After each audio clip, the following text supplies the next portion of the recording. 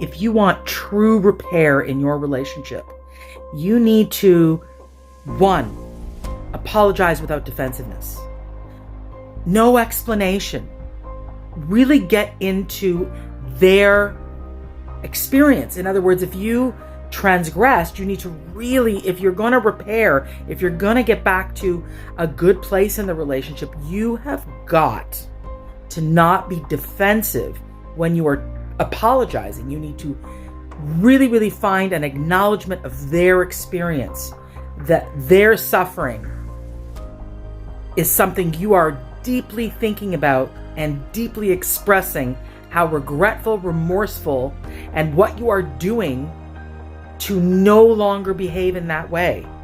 And you need to hold your feet to the fire over it, or you're basically going to lose the relationship.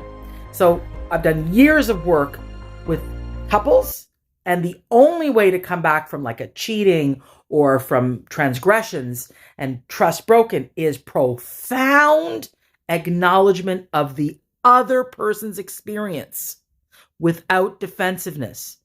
Try that on for size.